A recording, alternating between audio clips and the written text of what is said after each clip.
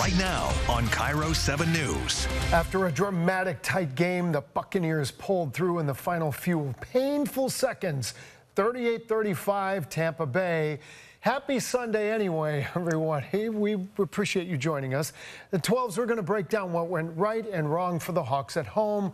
And thanks for joining us. I'm Gary Horker. And I'm Elle Thomas. Tonight we have team coverage for you on Game Day Live, starting with Eric Thomas in studio. And Eric, the Bucs had a lot of momentum early on here. Yeah, this was a tough one to swallow because it was always going to be a tough game. We know that on paper, key injuries to both sides. But in the end, after that 13-0 hole that they bounced their way back from, it was still the Bucs taking this one late. Final seconds of the first half, Sam Darnold finally breaks through. This is the first score of the game for the Hawks, finding Jackson Smith and Jigba. That makes it 13-6 at the break. Some back and forth from there, both teams trading the lead before A.J. Barner with this catch, toe tapping in the back of the end zone.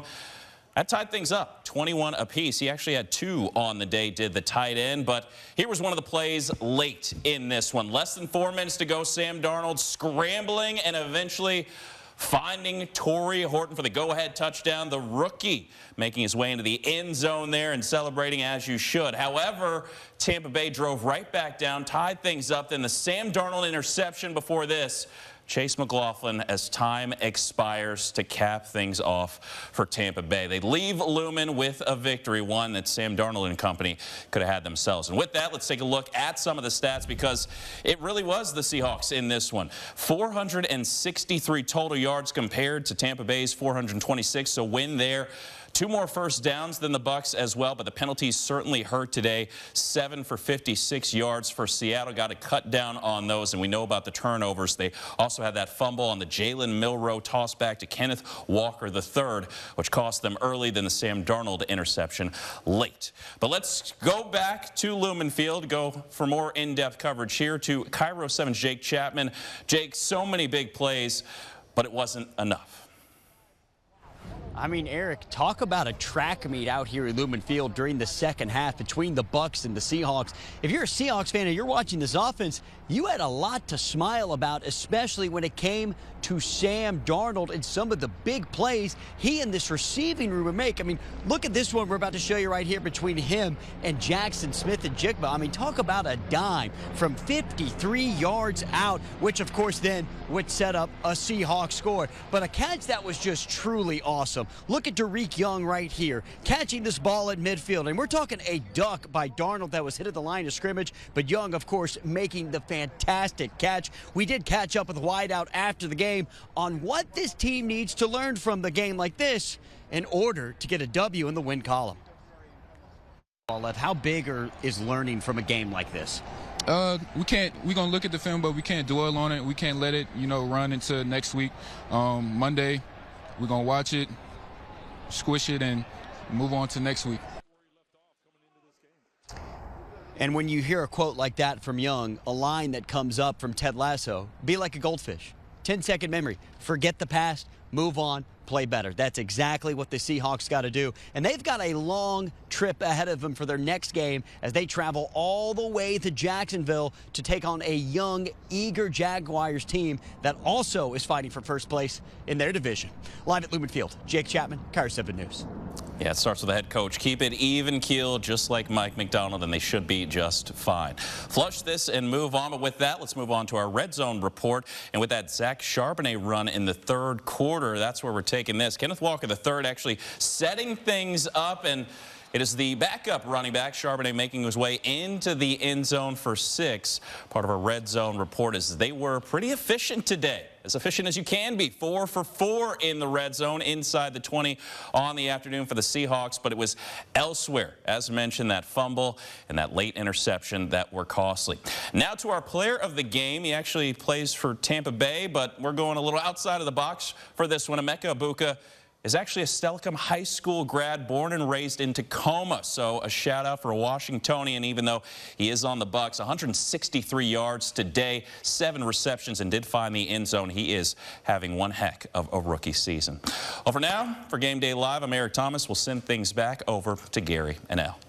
You know, I've been covering that team for a long time, Eric. I think that they sometimes take away more from a loss like this.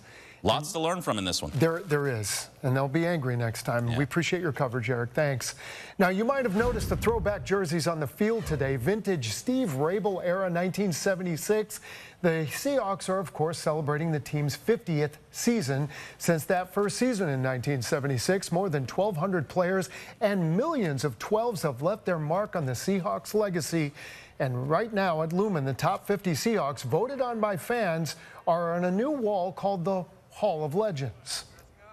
Our coverage doesn't stop anywhere around here. I know you can catch all of our coverage on KIR07. Find the full list of top 50 Seahawks players.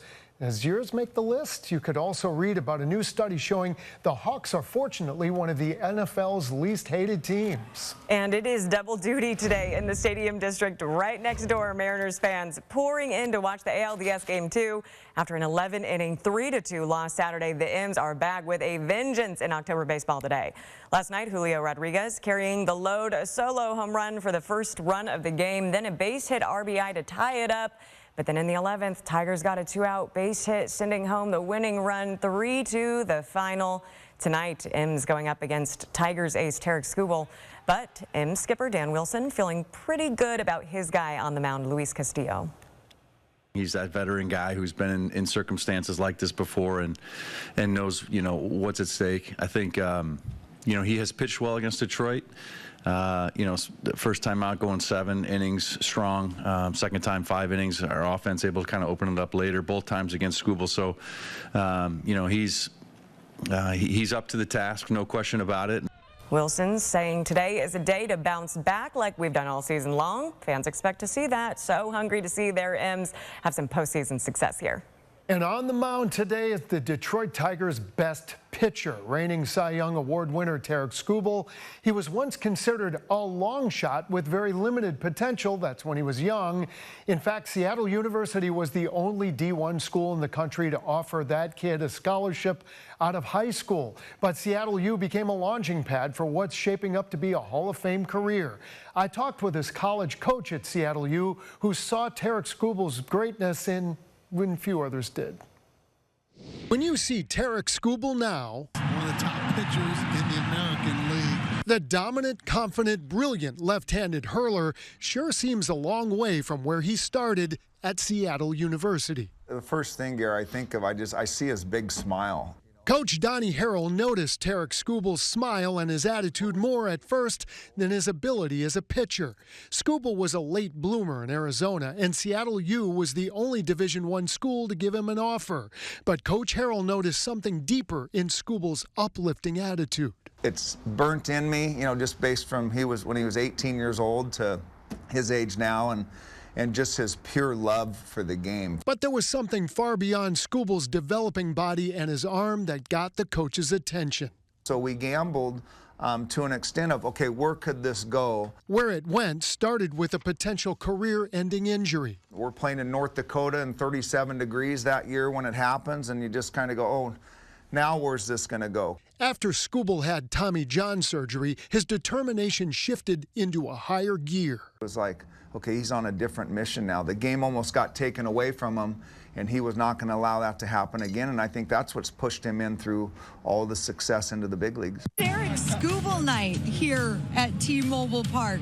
And years after graduating and after winning the highest honor a pitcher can receive, his humble nature never allows him to forget his old team or his roots. His dreams were to pitch in the big leagues, and then, good Lord, look what's happened since.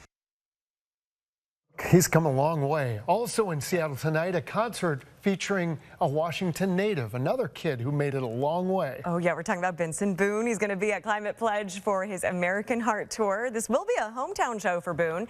He grew up in Monroe, just 30 minutes outside the Emerald City. Tonight's show will mark a major milestone for the singer, too, because it will be his first time performing as a headliner at CPA. His concert begins at 8, just as the Mariners game is wrapping up.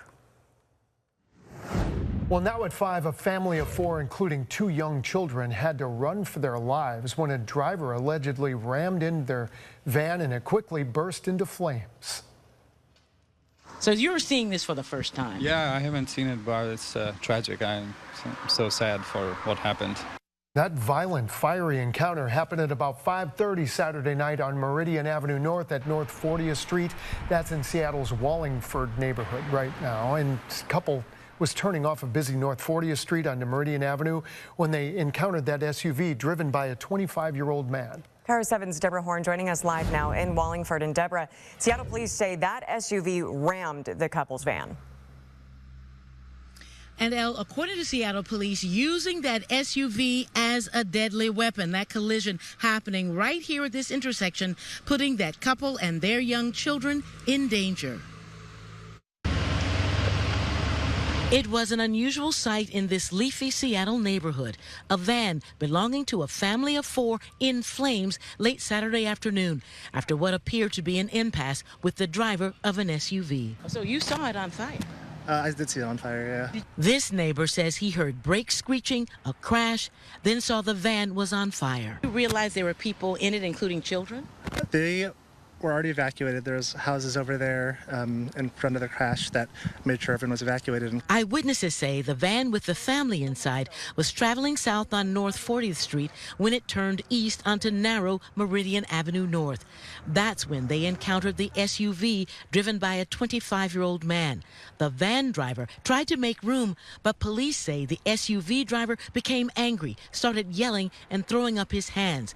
Then he allegedly rammed the van, which caught fire. The couple in their 40s scrambled to retrieve their daughters, 7 and 10 years old, both in booster seats. Does it surprise you that that might happen? Yeah, it does surprise me that it would happen, that a rage of that level. We showed the video to this neighbor who asked not to be identified. He says even with the narrow streets in Wallingford, he never expected anything like this. The streets are narrow, and I feel like people are very respectful and always yield. We are working to learn much more about that SUV driver. We'll have that part of the story for you later in this newscast. For now, reporting live in Wallingford, Deborah Horn, KIR07 News. Thank you, Deborah. You know, your prices are increasing if you're a T-Mobile customer. What you can expect if you're late paying your bill. And chaos in Portland. A judge blocks the Trump administration from sending in the National Guard. President Trump's plan to get around the court.